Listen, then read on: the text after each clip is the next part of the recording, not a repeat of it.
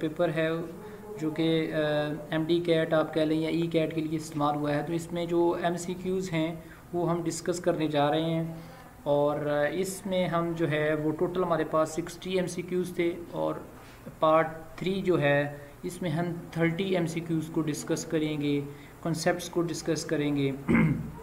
और इसमें ये एक स्टूडेंट्स जो एक अहम बात है वो मैं आपसे डिस्कस करना चाहूँगा, वो ये है कि ये जो आपका एंट्री टेस्ट होता है, चाहे आप जॉब के लिए अप्लाई करें या किसी यूनिवर्सिटी के लिए अप्लाई करें, तो एक चीज़ ध्यान में रखें कि जो फिज़िक्स कह लें आप या मैथ कह लें, इसके कॉन्सेप्ट्स जो हैं वो एफएससी की जो बुक है पार्ट 1 और पार्ट 2, इसको कभी भी आप इग्नोर मत करें। ये ज़्यादातर बेस करते हैं इन्हीं में से, और पॉसिबल हो तो मैट्रिक की जो बुक्स हैं पार्ट 1 पार्ट 2, उसके जो कॉन्सेप्चुअल चीज़ें हैं उसको भी आप रीड किया करें, क्योंकि ज़्यादातर जो एमसीक्यूज़ हैं वो कॉन्सेप्चुअल होते हैं। ये नहीं होता कि वो बाहर से आ जाएं, आपके सिलेबस से बाहर हो जाए, ऐसा पॉसिबल नहीं है।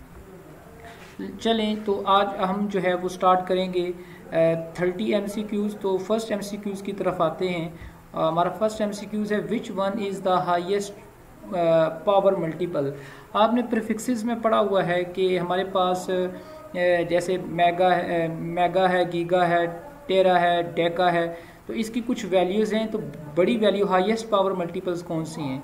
तो यहाँ पे मेगा की होती है 10 टू पावर 6, गीगा की होती है 10 टू पावर 9, टेरा की होती है 10 टू पावर +12 और डेका की होती है 10 टू पावर 1। तो किसकी ये ग्रेटर है? ऑप्शन कौन से वाला होगा? ऑप्शन बी है, मेगा नहीं होगा, हाईएस्ट पावर टेरा है। अच्छा, ऐसे यूनिट्स ऑफ चार्ज। अब जो चार्ज जो कूलम है उसका यूनिट क्या होगा? उसका यूनिट आपको पता है कूलम होता है। तो कौन से वाला ऑप्शन ठीक होगा? Option C. उसके बाद है number 3, the electrical analogue of math is electricity in electricity is. The electrical analogue of math in electricity is के जो इलेक्ट्रिकल एनालॉग एक मिलती जुलती चीज़ है मैथ के साथ, इलेक्ट्रिसिटी में डिस्कस होती है, वो क्या है?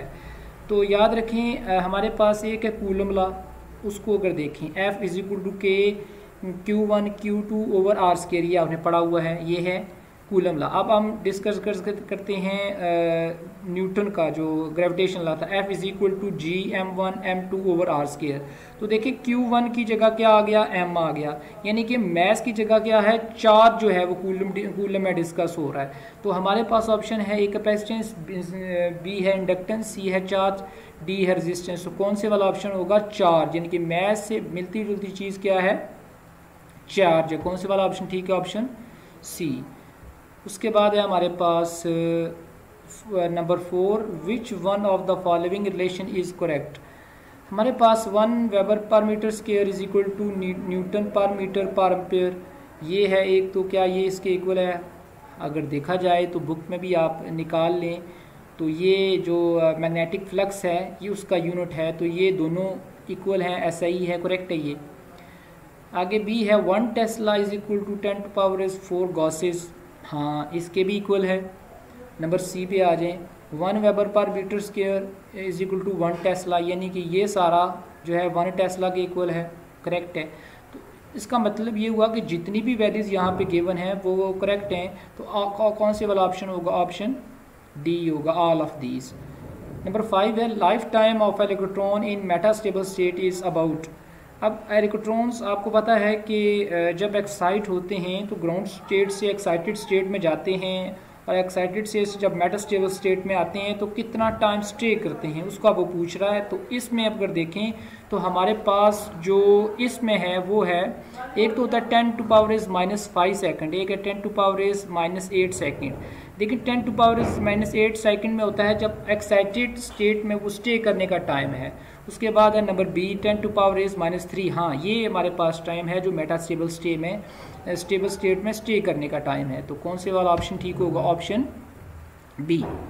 आगे नंबर 6 है the torque acting on a current carrying coil is given by.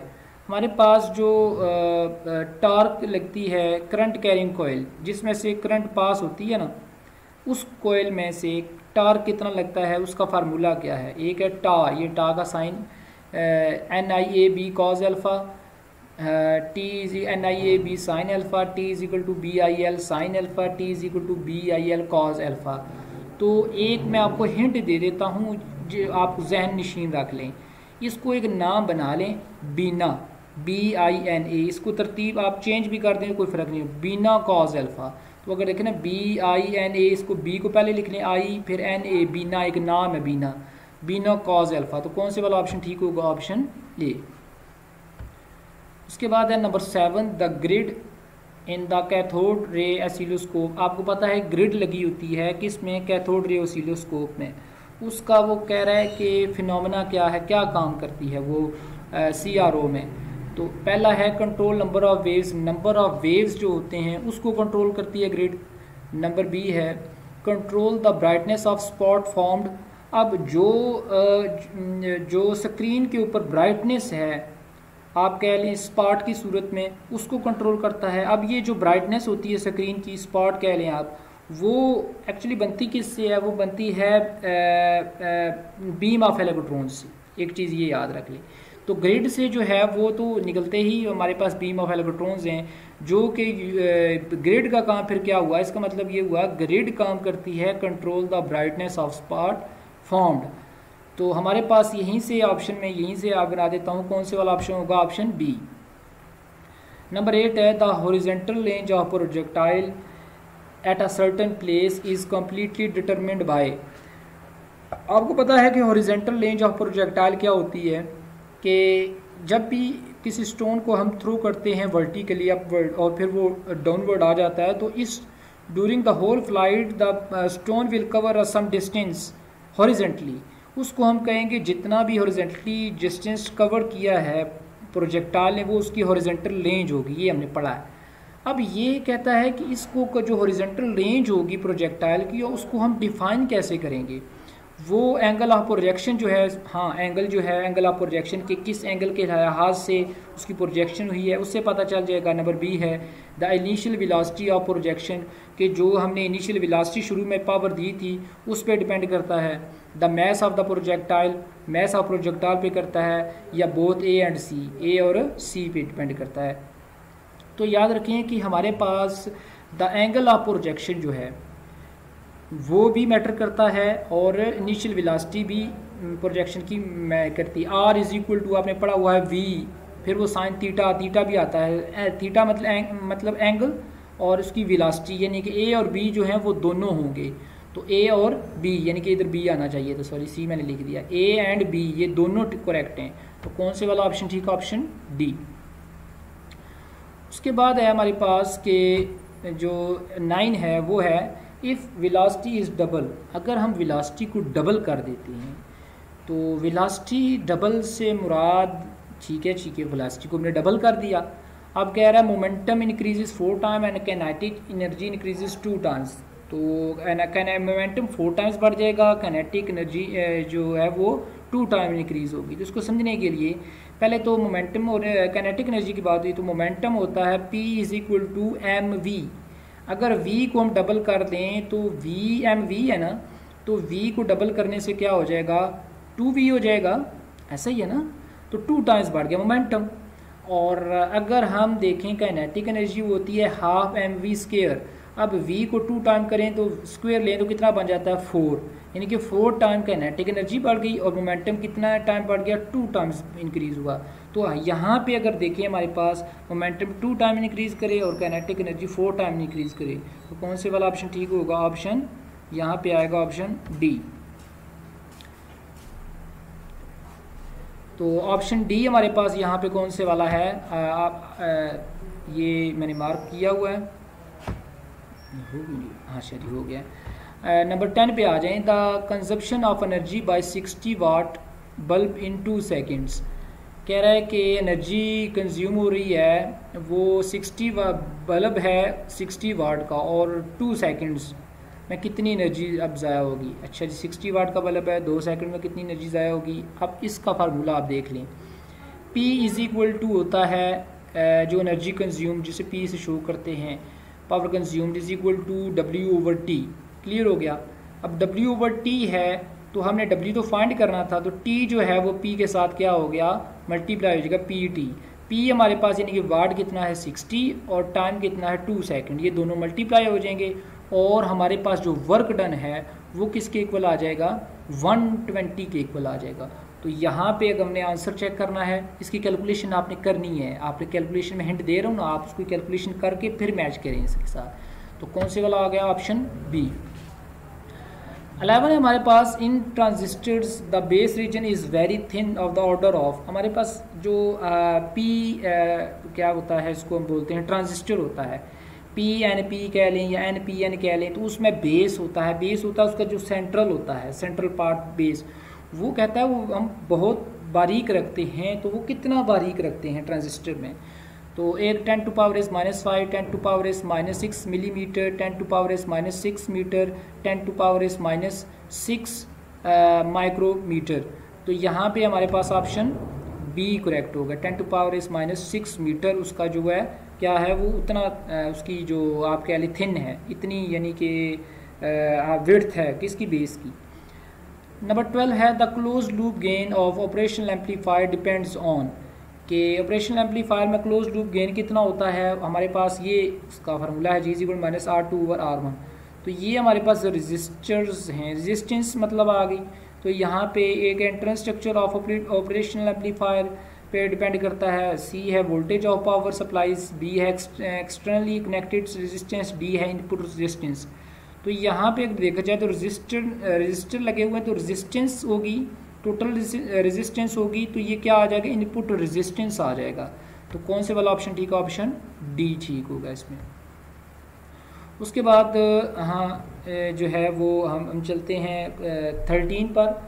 13 हमारे पास है, the net charge on an type substance. अब जो एन टाइप है उसमें क्या होते हैं, मेजॉरिटी चार्ज कैरियर इलेक्ट्रॉन्स होते हैं, तो कह रहा है उसके ऊपर कोई ना कोई चार्ज होगा, इलेक्ट्रॉन्स चुके हैं, तो ऐसा नहीं है, याद रखिएगा जो एन टाइप है या पी टाइप सब्सटेंस हैं वो इलेक्ट्रिकली न्यूट्रल ही रहेगा, उस पर कोई चार्ज नहीं होगा। तो कौन से वाला ऑप्शन ठीक होगा, ऑप्शन डी ठीक होगा इसमें। तो उसके बाद है number 14, the value of Wien's constant. Wien's constant की वैल्यू क्या है, तो ये आपने याद रखनी है, वीन्स कांस्टेंट की वैल्यू ये अक्सर जो है हमसे पूछी जाती है और हमें याद नहीं रहती, तो इसकी वैल्यूज़ बाज़ औक़ात इंटरव्यू में भी पूछ ली जाती है, पेपर में भी आ जाता है, MCQs वगैरह में आ जाती है अचानक ही, तो आपको रट्टा लगाना पड़ेगा इसको। तो ये कितनी है, 2.90 10⁻³ मीटर केल्विन। तो ये हमारे पास वीन्स कांस्टेंट की वैल्यू है। नंबर 15 है, the minimum energy minimum frequency below which no electrons is emitted from the metal surface is called. हमने फोटो इलेक्ट्रिक इफेक्ट में पढ़ा है कि एक ख़ास फ्रिक्वेंसी से कम हो अगर फ्रिक्वेंसी जो हमारे पास इंटेंसिटी ऑफ लाइट पड़ती है, तो उसमें से जो सरफेस होती है मेटल सरफेस के ऊपर जब भी लाइट फॉल करेगी, तो अगर उस लाइट की फ्रिक्वेंसी एक ख़ास फ्रिक्वेंसी से कम होगी तो कोई इलेक्ट्रॉन एमिट नहीं होगा। वो फ्रिक्वेंसी कौन सी है, ख़ास फ्रिक्वेंसी, तो उस फ्रिक्वेंसी को हम क्या बोलते हैं, एक है हाई फ्रिक्वेंसी, सी है थ्रेशोल्ड फ्रिक्वेंसी, बी है लो फ्रिक्वेंसी, डी है रेजोनेंस फ्रिक्वेंसी। तो हमारे पास कौन सी फ्रिक्वेंसी है, ये आपके हमारे पास आ जाती है थ्रेशोल्ड फ्रिक्वेंसी। तो थ्रेशोल्ड फ्रिक्वेंसी हमारे पास कौन से वाला ऑप्शन ठीक होगा, ऑप्शन इसमें हमारे पास ऑप्शन जो है ये सी ठीक होगा। उसके बाद है 16, in pair production the type of protons used, the type of photon is used. तो हमारे पास कौन सा है, ये है हमारे पास गैमा रेडिएशंस। गैमा रेडिएशंस हों तो पेयर प्रोडक्शन होता है, यानी कि हाई एनर्जी फोटोन हमें रिक्वायर्ड होता है, और वो कौन देता है हमें, वो हमें गैमा रेडिएशन देता है। नंबर 17 है, the life time of an electron in an excited state is about 10⁻⁻8 second. कि हम कहते हैं कि एक्साइटेड स्टेट में जो हमारे पास हमें पता है कि एक्साइटेड स्टेट में जो लाइफ टाइम इलेक्ट्रॉन को तो 10⁻⁻8 सेकेंड है, मीन्स के स्टे करने का टाइम कितना है, 10⁻⁸ second. What is the uncertainty in energy during this time. तो इस दौरान जो है वो एनर्जी अनसर्टेनिटी एनर्जी में अनसर्टेनिटी कितनी होगी।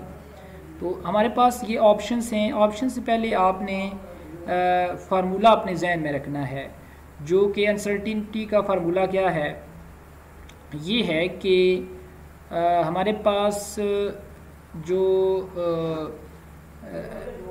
एच कांस्टेंट है, आपने यानी कि उसका फार्मूला ये है ई एनर्जी यानी कि dot time approximately equal to H cut. ठीक हो गया। अब एच कट की वैल्यू क्या होती है वो याद रखनी है, वो होती है 1.05 10 टू पावर इज -34 जूल होती है एच कट की वैल्यू। अब मैंने आपको दोबारा से मैं फार्मूला रिवाइज कर रहा हूँ, E dot T approximately equal to H cut की वैल्यू मैंने बता दी आपको। अब टाइम की वैल्यू गिवन है 10 कितनी है 10 टू पावर -8। ये जो होगा एच कट की वैल्यू के साथ डिवाइड हो जाएगा तो हमें एनर्जी मिल जाएगी। और इसकी एच कट की वैल्यू थी 1.05 10 to power -34 divided by 10 to power -8 करें, 10 टू पावर -8 ऊपर जाएगा तो पॉजिटिव हो जाएगा, यानी कि 10 टू पावर -34 प्लस 8 करेंगे तो -26 आ जाएगा। तो यहाँ पे कौन से वाला ऑप्शन ठीक होगा, ऑप्शन बी ठीक होगा। उसके बाद है 18 पे आ जाएं, velocity of electron moving in first orbit of hydrogen.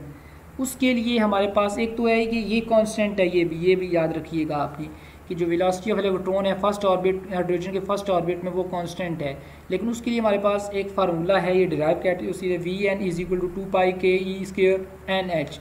अब यहाँ पे अगर हमारे पास n की जगह 1 रख लें फर्स्ट ऑर्बिटल, तो यहाँ पे 2π के सब की वैल्यूज़ यहाँ पे डाल दें। ठीक है, कैलकुलेट करने पर आपके पास आ जाएगा 2.18 10 टू पावर 6 मीटर पर सेकेंड। तो यहाँ पे कौन से वाला ऑप्शन जो है वो मिलता है, ऑप्शन बी।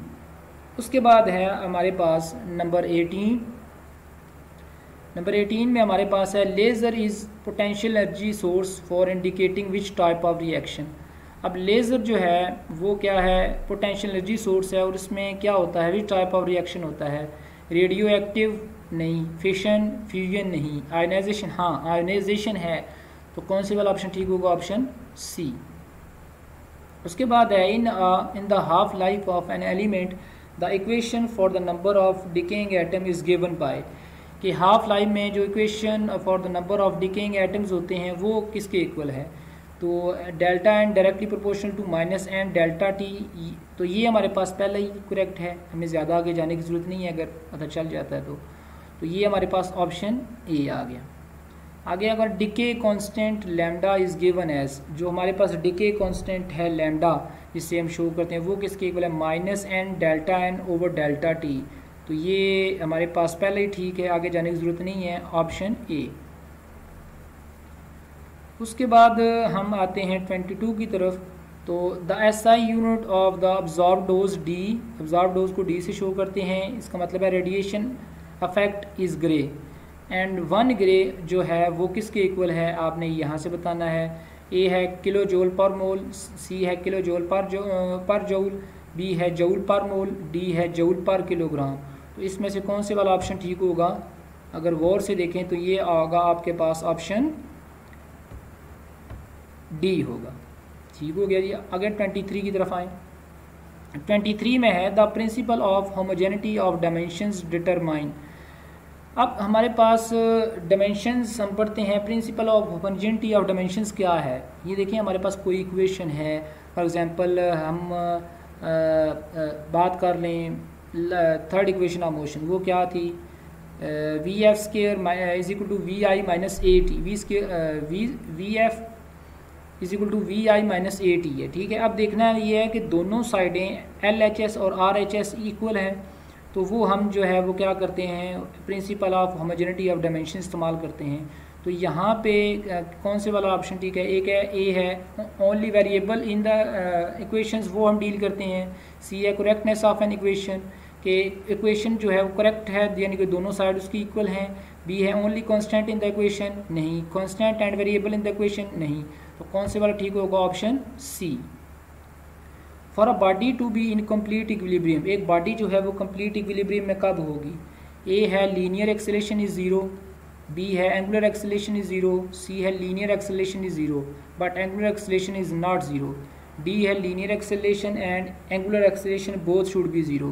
कि अब ये देखें कि हमारे पास हर तरह की एक्सेलरेशन जो है वो अगर ज़ीरो होगी तो बॉडी इक्विलिब्रियम में होगी, मींस कि जितनी भी फोर्सेस लग रही हैं उसका इफेक्ट क्या होना चाहिए, ज़ीरो होना चाहिए। तो कौन से वाला ठीक है, ऑप्शन डी।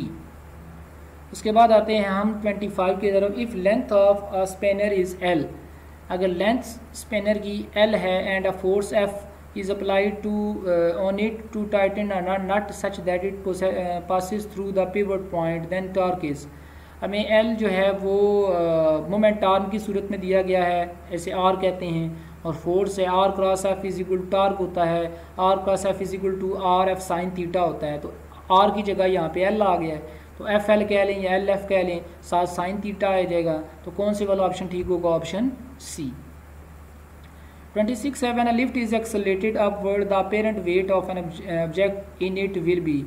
अब एक जो हमारे पास लिफ्ट है जिसमें हम खड़े हैं वो क्या कर रही है, अपवर्ड मूव कर रही है, तो अपेरेंट वेट जो होगा वो क्या करेगा, वो ए है equal to its real weight, अपने वेट के जो रियल वेट है उसके इक्वल हो जाएगा अपेरेंट वेट, सी है ज़ीरो हो जाएगा, बी है less than its real weight, D है greater than its real wait.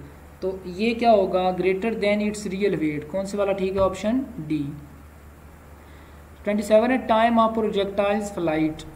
Time of projectile flights क्या होता है, इसका फार्मूला आपको ज़ुबानी याद रखना पड़ेगा, वो है 2vi sine theta over G, option A ही ठीक होगा। अच्छा, फाइनल स्लाइड की तरफ आते हैं। 28 the difference of vector B and its negative vector minus B is, कह रहा है कि हमारे पास दो वेक्टर हैं, एक वेक्टर हमारे पास है बी, एक है हमारे पास माइनस बी, तो उनको अगर हम करते हैं ऐड करते हैं रिजल्टेंट लेते हैं तो हमारे पास क्या आएगा, आपको पता है जैसे -1 + 1 क्या हो जाता है, ज़ीरो, इसी तरह यहाँ पे भी क्या हो जाएगा, ज़ीरो, लेकिन हम इसको ज़ीरो नहीं कहेंगे, इसको हम नल वेक्टर कहेंगे। तो कौन से वाला ऑप्शन ठीक होगा, ऑप्शन ए। 29 है if the velocity of the body changes by equal amount in equal intervals of time the body is said to have.